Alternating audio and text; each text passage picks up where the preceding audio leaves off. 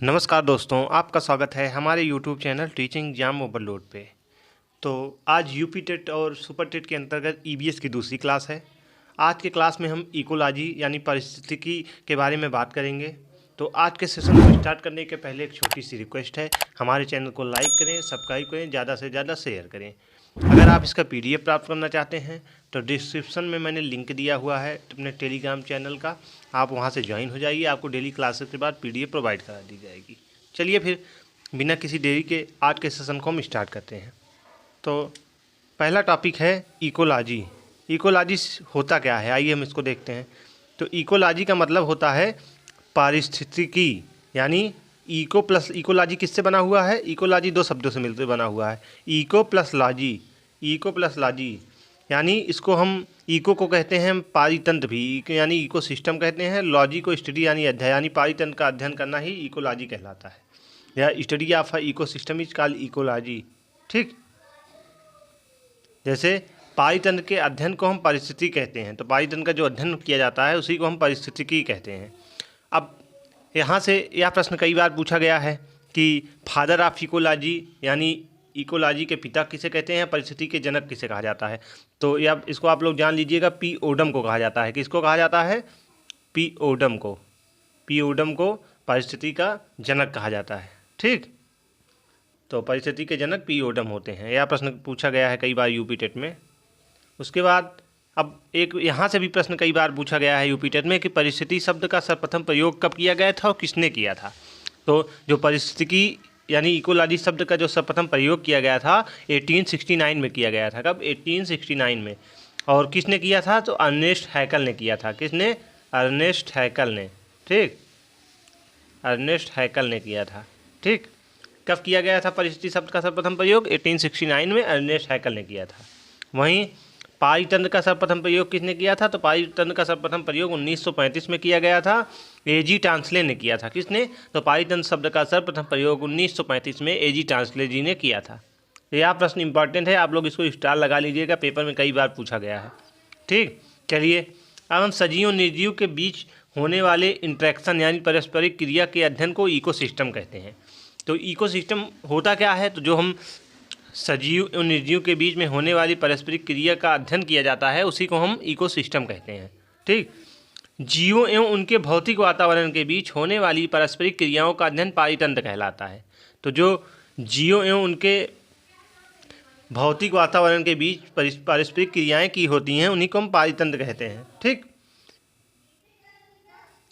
The study of interaction organization and their physical is called ecosystem. पारितंत्र की जो प्रकृति होती है वह क्रियात्मक इकाई होती है। तो पारितंत्र की प्रकृति की क्रियात्मक इकाई होती है। जैसे एग्जाम्पल, पारितंत्र की प्रकृति क्रियात्मक इकाई क्या है? जैसे तालाब वगैरह हो गया। ठीक, चलिए आगे देखते हैं। टाइप्स ऑफ इकोसिस्टम, यानी अब इकोसिस्टम के प्रकार के बारे में हम देखते हैं। इनको दो भागों में बांटा गया है। एक को बांटा गया है जिसको हम लोग कहते हैं नेचुरल इकोसिस्टम यानी प्राकृतिक पारितंत्र।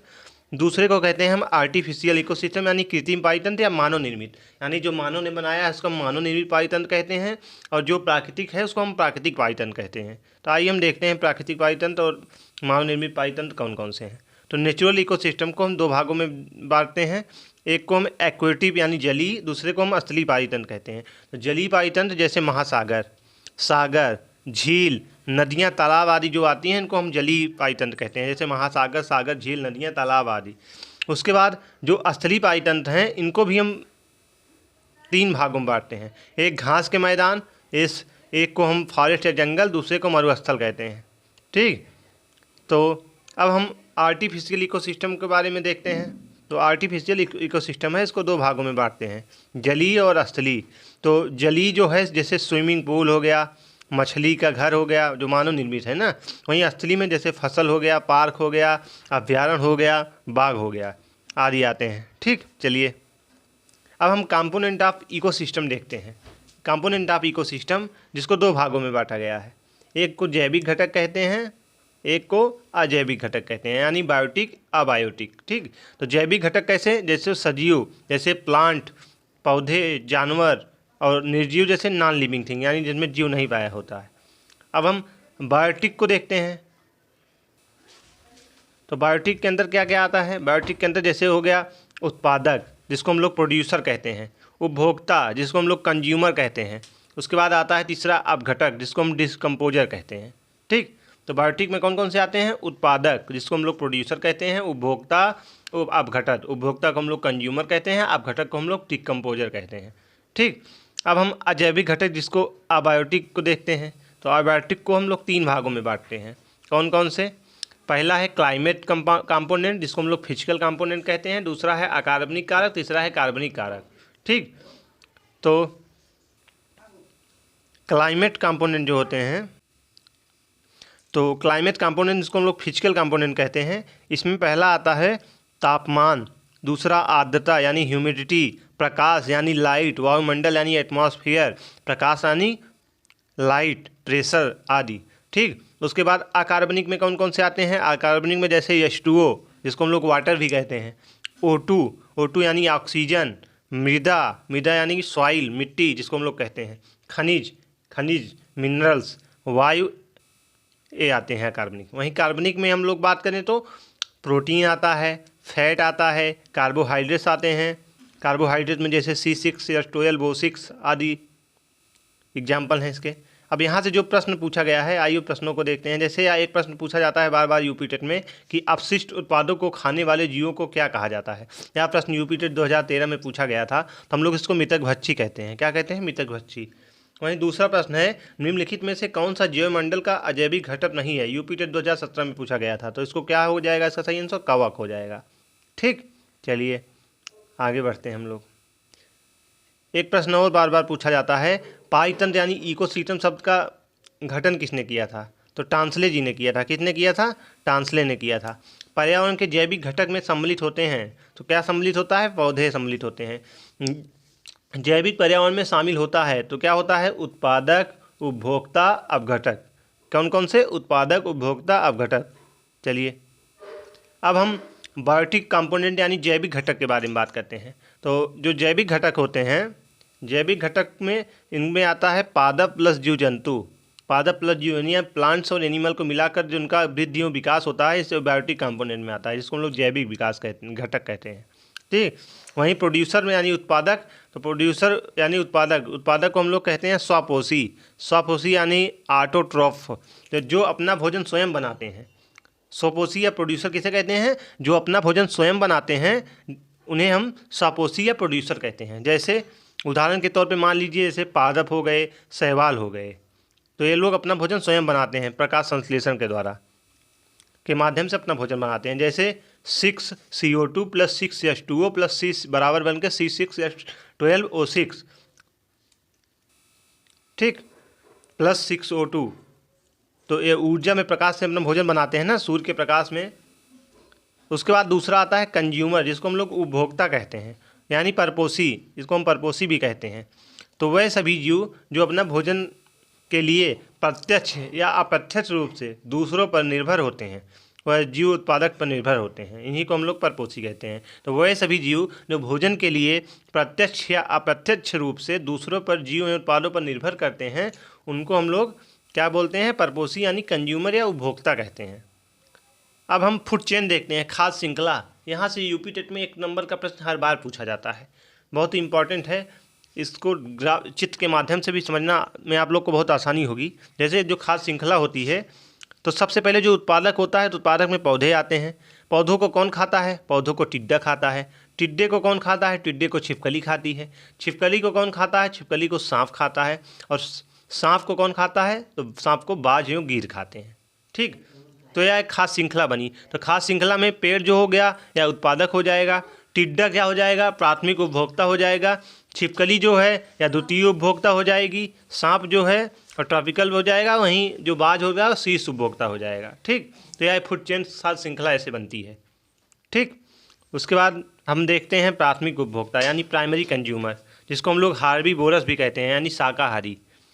तो ये भोजन के लिए उत्पादक यानी प्रोड्यूसर पर निर्भर करते हैं, जैसे खरगोश, गाय, बकरी, हिरन, चूहा, बंदर, हाथी, जिराफ आदि। तो प्राथमिक उपभोक्ता में वह आते हैं जो शाकाहारी होते हैं, जैसे खरगोश हो गया, गाय हो गया, बकरी, हिरन, चूहा, बंदर, हाथी। ठीक, ये पेड़ घास वगैरह खाते हैं ना, उनको प्राथमिक उपभोक्ता कहते हैं। वहीं द्वितीय उपभोक्ता किसे कहते हैं, यानी हम सेकेंडरी कंज्यूमर। इसके अंदर वह जीव आते हैं जो अपना भोजन के लिए प्राथमिक उपभोक्ता पर निर्भर होते हैं। तो वह सभी जीव जो अपने भोजन के लिए प्राथमिक उपभोक्ता पर निर्भर करते हैं उनको हम लोग द्वितीय उपभोक्ता यानी सेकेंडरी कंज्यूमर कहते हैं। ठीक, चलिए अब हम मांसाहारी यानी कार्निवोरस के बारे में बात करते हैं। उदाहरण के तौर पे जैसे सांप, छिपकली, मेढक, गिरगिट आदि। वहीं तृतीय उपभोक्ता में कौन आते हैं, उच्च स्तर के मांसाहारी आते हैं। ये भोजन के लिए प्राथमिक एवं द्वितीयक उपभोक्ताओं पर निर्भर रहते हैं। तो वह सभी जीव जो भोजन के लिए प्राथमिक और द्वितीय उपभोक्ताओं पर निर्भर होते हैं उनको हम लोग तृतीय उपभोक्ता कहते हैं। ठीक, जैसे मोर सांप को खा जाता है, बाज सांप को खा जाता है, शेर हिरण को खा जाता है। ठीक, चलिए अब घटक क्या होते हैं, यानी डिकम्पोजर। यहाँ से कई बार यूपी टेट में प्रश्न पूछा गया है। तो जो डिकम्पोजर होते हैं इनको हम लोग मृतजीवी या मृतपोषी या सफाई कर्मचारी भी कहते हैं। ये मृत पौधों एवं जंतुओं को जैविक पदार्थ में वियोजित करते हैं। यानी जैसे कोई जानवर मर जाता है तो ये लोग उनको खा डालते हैं, इन्हीं को हम लोग डिकम्पोजर बोलते हैं, यानी मृतजीवी या मृतपोषी या सफाई कर्मचारी भी कहते हैं। जैसे उदाहरण के तौर पर जीवाणु या कवक। ट्रॉपिकल लेवल यानी पोषण स्तर क्या होता है, तो पोषण जो स्तर होता है वह सबसे पहले कहाँ से शुरू होता है, आइए देखते हैं। उत्पादक, जिसको हम लोग प्रथम पोषक कहते हैं।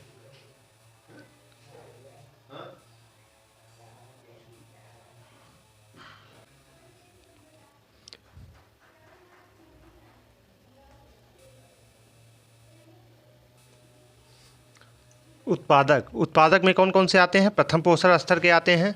प्रथम पोषण स्तर यानी उसके बाद आता है प्राथमिक उपभोक्ता जिसको हम लोग द्वितीय पोषण स्तर कहते हैं।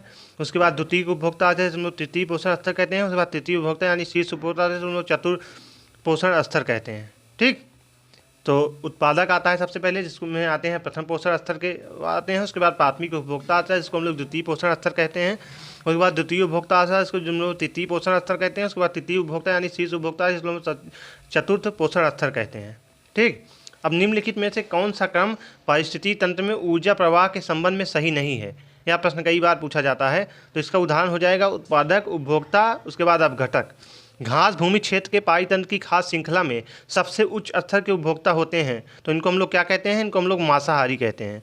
क्या कहते हैं, मांसाहारी। उसके बाद पारिस्थितिकी तंत्र में ऊर्जा का मुख्य स्रोत क्या है, तो ऊर्जा का मुख्य स्रोत सूर्य का प्रकाश है। ठीक, उसके बाद भू पारिस्थितिकी तंत्र में ऊर्जा का महत्वपूर्ण स्रोत है, तो महत्वपूर्ण स्रोत क्या है, सूर्य है। किसी खास श्रृंखला में शाकाहारी होते हैं, प्राथमिक उपभोक्ता कहलाते हैं। ठीक, उसके बाद इकोसिस्टम की सही परिभाषा क्या है, तो जीव समुदाय और उसके वातावरण का संतुलित तंत्र जो होता है उसी को हम लोग इकोसिस्टम कहते हैं। तो आज के सेशन में हमने पारिस्थितिकी तंत्र के बारे में पढ़ा। पारिस्थितिकी तंत्र का सर्वप्रथम प्रयोग किसने किया था, कब किया गया था, किसने किया था। तो आज इसका दूसरी ईबीएस के यूपी टेट के अंतर्गत ईबीएस की दूसरी क्लास थी। अब आपको डेली यूपी टेट की प्रॉपर तरीके से टॉपिक वाइज क्लासेज मिलेंगी। तो आज के सेशन को हम यही समाप्त करते हैं। कल फिर मिलते हैं किसी नए सेशन के साथ। तब तक हमारे चैनल के साथ बने रहिए। हमारे चैनल को लाइक करिए, सब्सक्राइब करिए, ज़्यादा से ज़्यादा शेयर करिए। धन्यवाद।